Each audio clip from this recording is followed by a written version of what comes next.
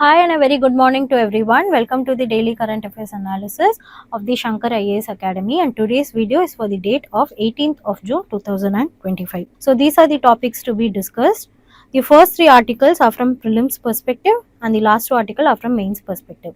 The first article titled Cybersecurity discusses about the drill conducted by the DCA, that is the Defense Cyber Agency, and this article is from Times of India, and this topic comes under GS paper 2 and 3, both governance and cyber security. Next article discusses about SIPRI report on trades, arms trade, and both the article are from both Indian Express as well as Hindu. So this topic comes under GS paper 2, international relation. The next article discusses about usage of AI, especially by Indian population a lot, and this article comes under both GS2 and 3 for governance as well as for use of ethics in AI. The fourth article discusses about currencies or currency appreciation, and this comes under topic GS3 economics. And the last article titled chronic brain risk assessment discusses about its direct relation to suicide risk, and this comes under the topic of GS2 and 3 for both society as well as for health and science, and both these articles are from Hindu as well as Indian Express. So now before moving to the articles discussion, there is just a small announcement. Our Shankar IAS Academy is conducting UPSC Mains 2025 test series called the Moksha Mains Oriented Knowledge Sharing Assessment, exclusively for students or aspirants who have cleared their prelims. So here the mains training program would be including papers set by expert faculties, having classroom discussions both online and offline, and paper evaluation by faculties, mentors and service candidates, and there would be one-on-one discussions by mentors. So to boost up your mains practice for upcoming examinations, contact the given number here, or you can register through the website of our Shankar IAS Academy. So now moving to the articles discussion. Now moving on to the first news. So here in the escalating cyber threats from China and Pakistan, our armed forces have initiated the 12-day Cyber Suraksha exercise. So here Suraksha means security or safety. So it is organized by the Defense Cyber Agency. The multi-phase program aims to enhance national level cyber resilience, and this news is from the Times of India. So now let's in a prelims perspective, let's understand what the news is. So let's see the basic facts. So here Cyber Suraksha cybersecurity drill for the year of 2025 was launched by our Indian Armed Forces. So it is a 12-day multi-phase exercise and it is organized by Defense Cyber Agency. So we'll see the basics about this agency, and the participants are over 100, including the national security agencies like SIPRI, the defense stakeholders like the DRDO, the Defense Research and Developmental Organization, and Chief Information Security Officers. So they are known as CISOs. So they are one of the senior executive officers who are the nodal officers who are in charge of the security as well as for the information technology of the agencies present. Now, what is the objective of this drill? That is to bolster cyber resilience at the national level, to stimulate real world like cyber threats, and test our defense readiness.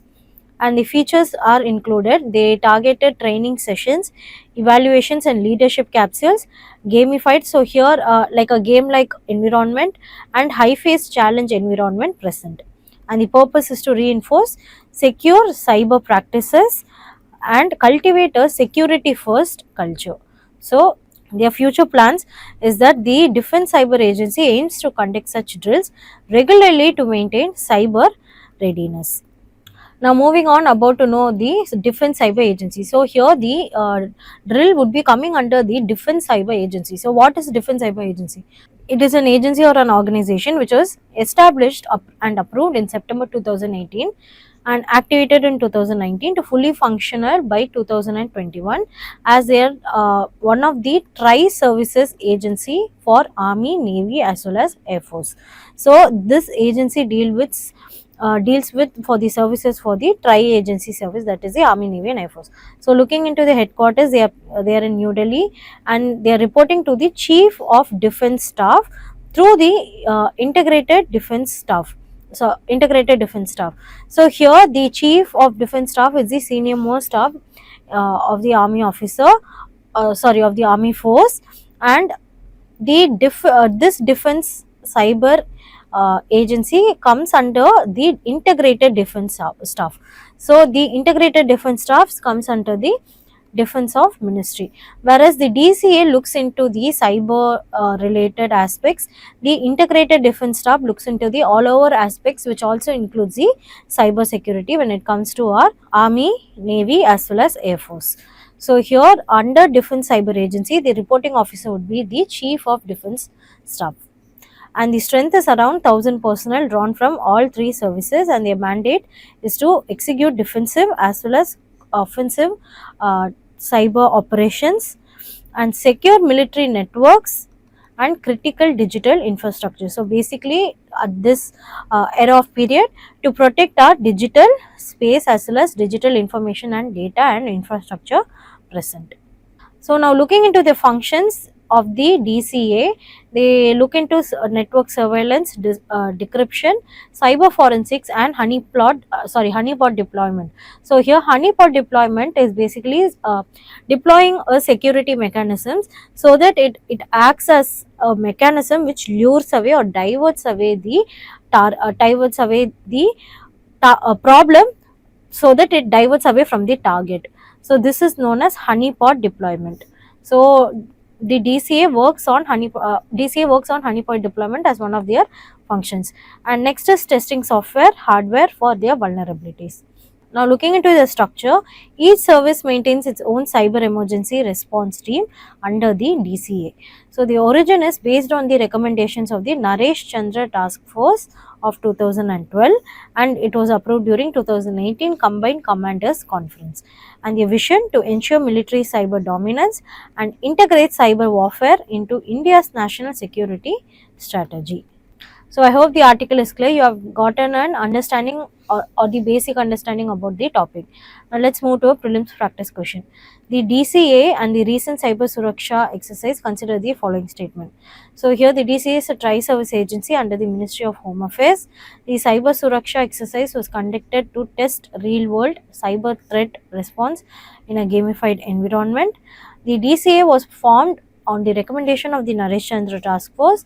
The DCA is responsible for conducting India's civilian cyber awareness campaign. So which of these statements are right? Only 2 and 3. So no, it doesn't comes under the Ministry of Home Affairs. Only 2 and 3 are right. SIPRI Arms Trade Report 2025. So here it is released by the Stockholm International Peace Research Institute, or the SIPRI, and their focus is to know about the global arms trade of the year of 2020 to 2024. So here the news tells that India has more nukes than Pakistan, China far ahead by the SIPRI report. So let's see basics about the SIPRI report. It is established in 1966 in Stockholm, Sweden, to commemorate the 150 years of peace of Sweden. So here the focus is to bring in research analysis on arms trade, conflict, peace research, as well as disarmament, arms and weaponaries.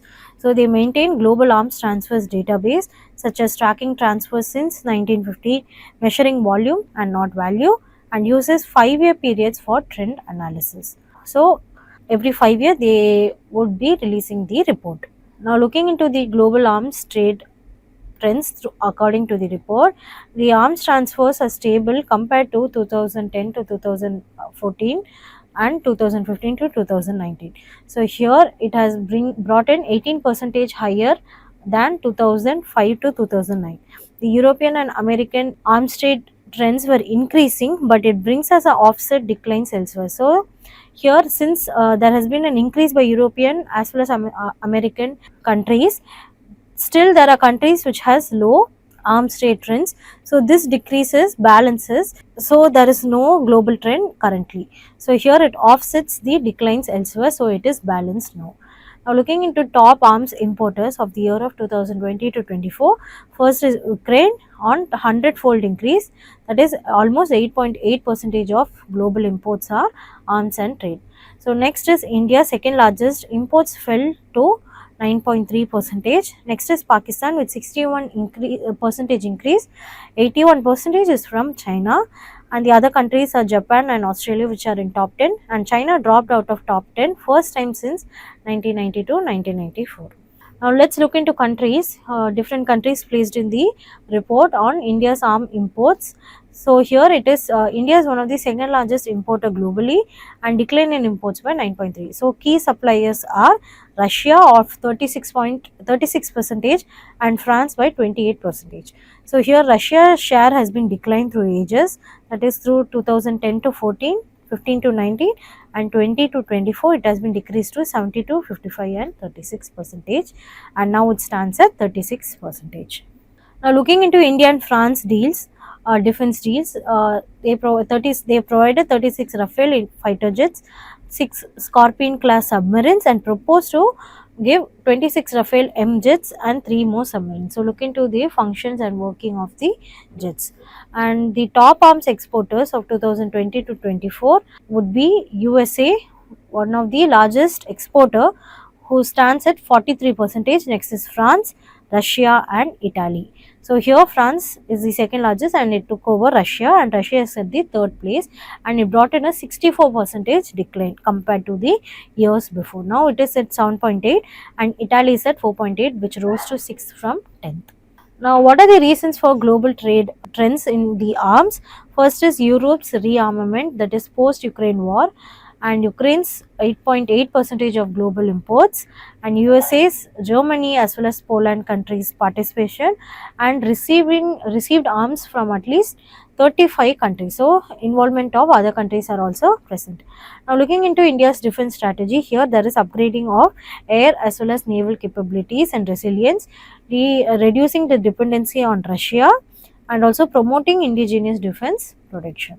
So I hope the article is clear. We have seen mostly basics and facts about the SIPRI report as well as the trends present in the arms trade. So now let's look into a prelims practice question. Which of the following statements about SIPRI arms trade report 2025 are right? Ukraine became the largest arms importer.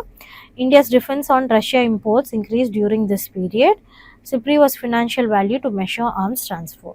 So here only one is right. Ukraine became the largest arms importer 2020 to 24, and the other statements are wrong. So here Indians turning to artificial intelligence for news, influencers find big audience, says the report.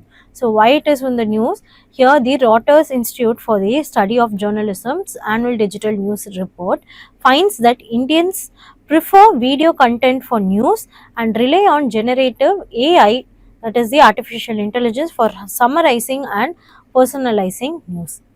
So this is one of the most biggest, we can say a biggest turn point or a biggest trend that can be followed in current generation, and look into the kind of population that who are into such immediate and effective media consuming content.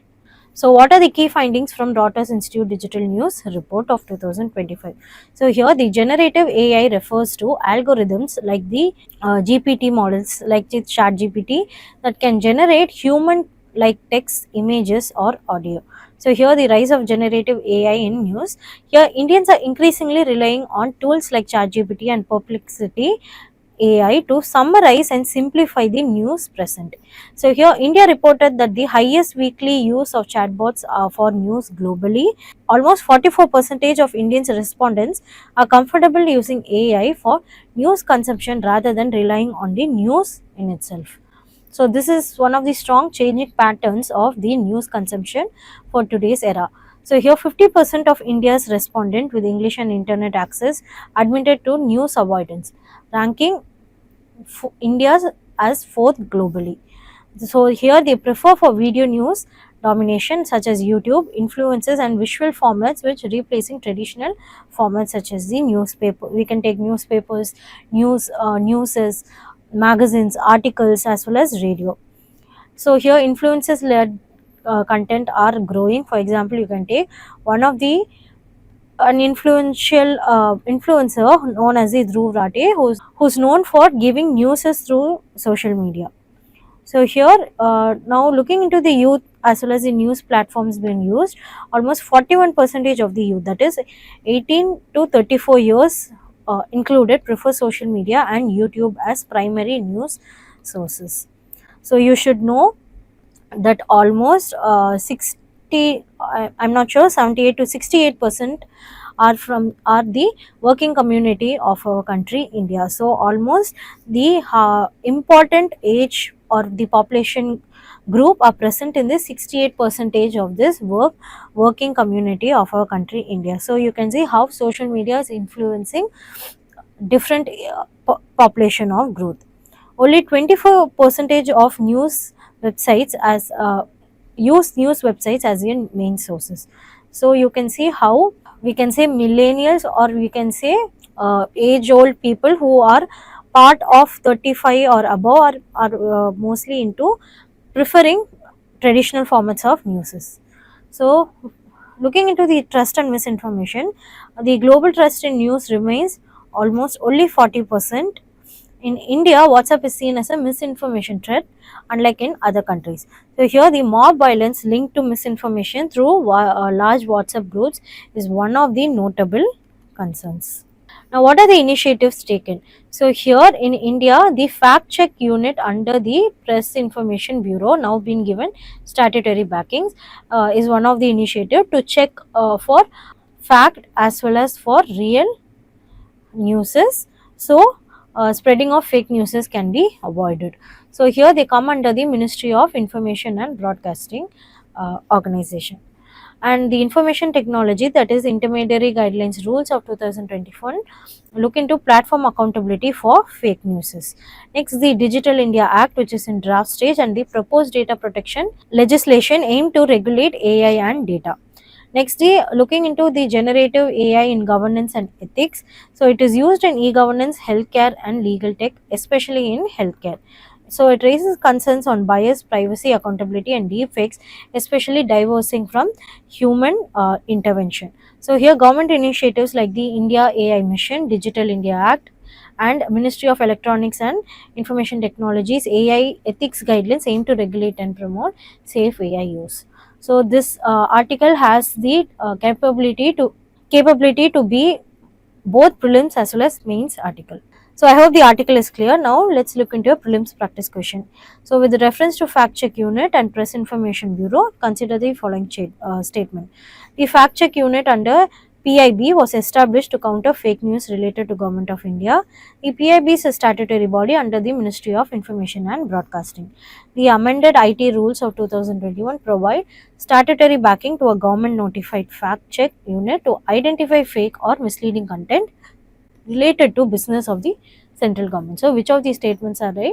Put it in the comment section.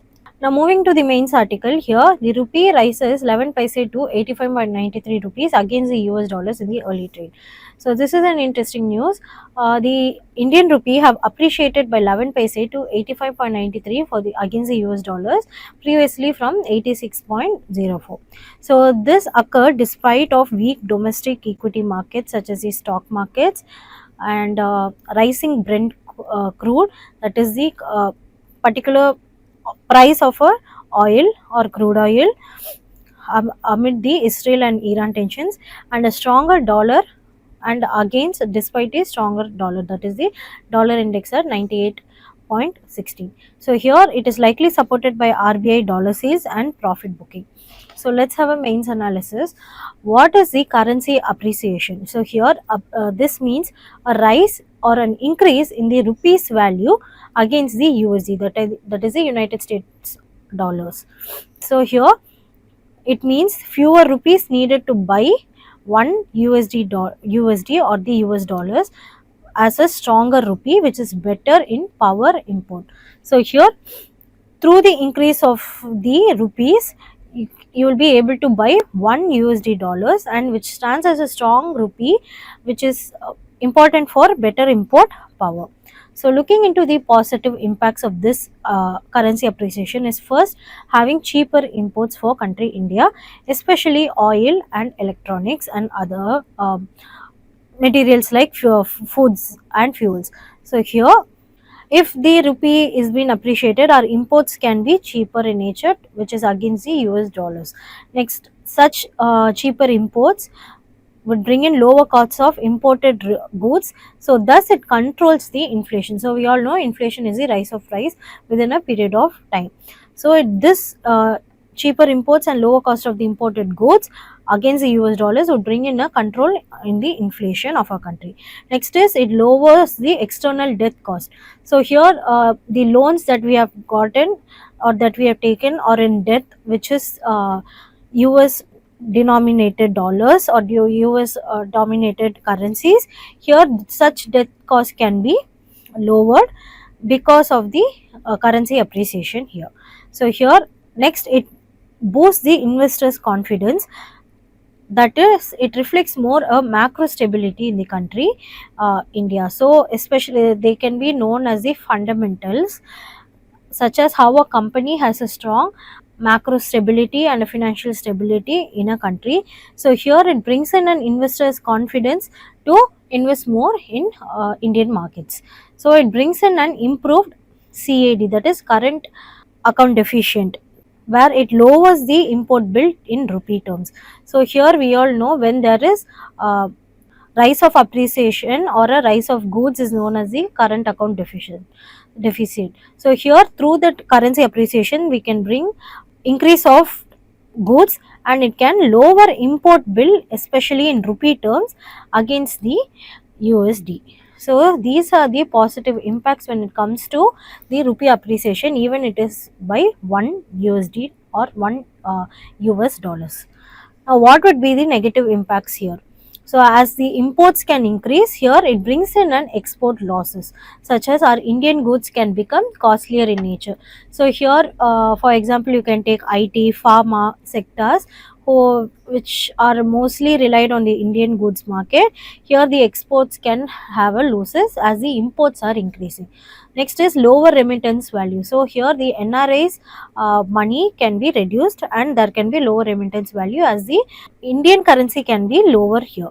Next, it can bring dip in our inbound tourism. So India can become a country which is costlier for tourism, thus it can bring a dip in the inbound tourism. And next it brings reduced earnings for dollar earning firms. So companies and organizations who are related to dollar earning mechanisms or firms of US based can have reduced earnings because of the Indian rupee appreciation. So these are the negative negative impacts when it comes to the currency appreciation.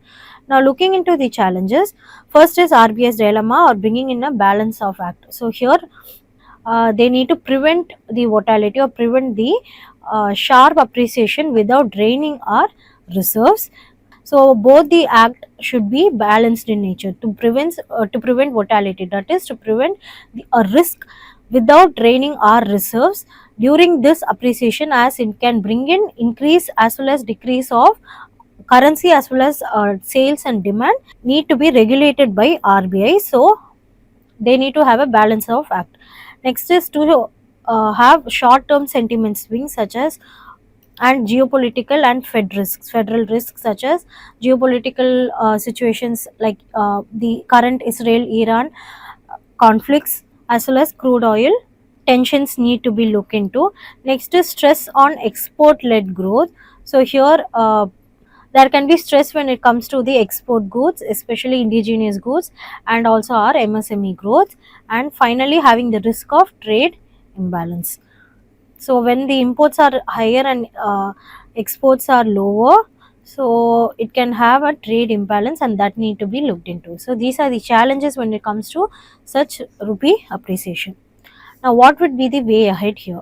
So here RBI's intervention is important to ensure stability and not over strengthening, and to support exports such as bringing in incentives and diversifications if there is an increase in the imports, and supporting the local market, and to raise productivity, that is to compete globally despite rupee strength, to promote hedging especially for MSMEs and exporters, and to maintain the macroeconomic stability especially for a country like India. So here hedging means to promote risk management strategies. So especially for MSMEs for export related growth and sectoral growth, and for exporters especially who are relied on indigenous markets, they need asset protection and securities for their promotion of their market. So I hope the article is clear. Now let's look into a mains practice question. Currency movements play a vital role in influencing India's macroeconomic stability. What measures should the government and RBI take to manage currency appreciation effectively? So don't forget to give your answer in the comment section. And now moving on to our last mains article, and this is one of the most important article on how the chronic pain must be part of suicide risk assessments, says experts.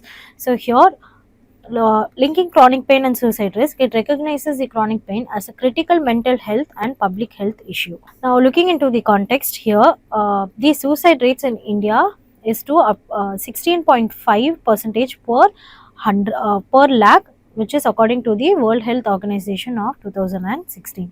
So here, chronic pain is a neglected suicide risk factor, and neurobiological as well as psychological linkages, psychosocial linkages are established by researchers. So researches are done by Lancet and as well as by the National Institute of Mental Health and Neurosciences Institution.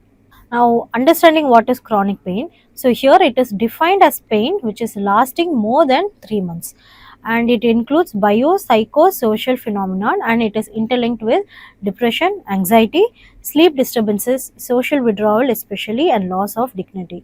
So it's not just physical in nature, it is also psychological as well as social in nature, and not just mentally or physically alone when it comes to any chronic pain. So, how the chronic pain contributes to suicide risk? First, neurobiologically, it brings in a shared emotional pain circuits, especially in the prefrontal cortex, that is the front lobe of our brain. So, it deals mostly with our emotions. And next is psychologically, feeling hopelessness and feeling emotional fatigue and feeling very dependent in nature. And in social review, it brings in the stigma and brings in a gender role especially, and it is worse when poverty is adhered to it. So here it is unreported, and this kind of chronic pain which is totally related to suicide risk are so much underreported in the National Crime of Records Bureau data under known as illness. So here we would just say that we are sick or we are ill in nature, but rather it's a more larger issue, as a chronic pain can be directly linked to suicide risks. Now, what are the limitations in the current suicide risk tools? So here these two are these scales. It's a worldwide scales or assessments which are used to investigate about suicides. So here, looking into Columbia Suicide Severity Rating Scale, it lacks pain as a factor for suicide. So it's not just mentally but also physically we need to take in account when it comes to suicide risk. Next is Beck Depression Inventory. So here it just focuses on psychiatric symptoms rather than physical symptoms also. And next limitation would be only fragmented care and lack of interdisciplinary integration, such as I told here, biologically, physically, so psychologically, socially, mentally, physically also. And next is having training gaps for general doctors and orthopedists. So here surgeons who are related to skeletons, musculoskeletons, as well as diagnosis and treatment related to it, and also general there are training gaps for those doctors as well as for general doctors. Now, what is the challenges when it comes to the integration, when we are saying that we need integration? So here first is having a subjective nature of pain, knowing about the having a perspective such as thinking it as a subjective nature of pain.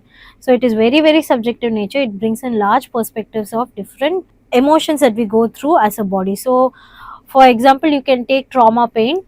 So here it can sound mostly mentally or neurologically, but your trauma responses can be stored in your body for years, and it can even become a chronic pain. For example, breathlessness, for example, muscle pain, or as your different body parts are connected with different trauma responses, and it can even lead to chronic pain. So that is why it is very subjective nature of pain. And next is having clinical overload in public systems, as only certain types of pains are having, or certain type of risks or illnesses or sickness are having clinical overload, especially in the public systems. Next is having poor coordination between pain and mental health services. So here you can take trauma as a very great example for us to understand how a chronic pain can be related to a suicide risks also. And next is having a cultural stigma around our emotional expression. So why this matters in India? first we all know India is a diverse country with diverse people. It brings in different walks of people in different communities as well as in different works, especially daily wage workers who are facing livelihood crisis from pain. For example, you can take manual scavenging, you can take people from gig workers community, you can especially people working in construction sites, or people working in in Swiggy or delivery partnership. They are faced to even more heat waves, and women and elderly feel loss of role and dignity.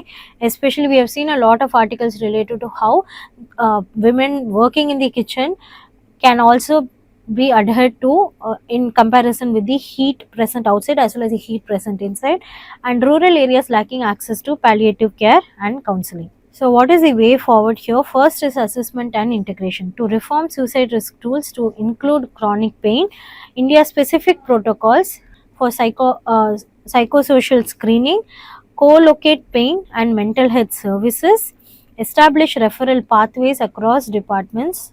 So these all can be subjective in nature. So here we need to be having a scrutinized as well as inclusive practices. Next would be bringing in policy and community action. So here launching a national mental health and chronic pain initiative, disaggregate pain in the NCRB suicide data, train ASHA or the ANM workers especially for early identification, and promote digital health outreach. For example, you can take Sanjeevani.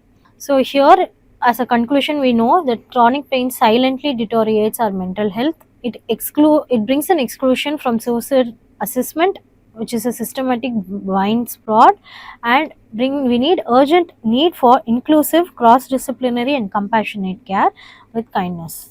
So I hope the article is clear. This brings in a very broader perspective for us to give a different analysis. So this is the mains question. Chronic pain remains an overlooked but significant factor in suicide risk. Discuss its impact on mental health, limitations of current assessment models, suggest a way forward for integrating pain into India's suicide prevention strategy. So give in your answer in the comment section. Thank you so much for watching the video. Hope you give a like, comment and a share. And to further not to miss any other content, subscribe to our channel. Thank you and have a nice day.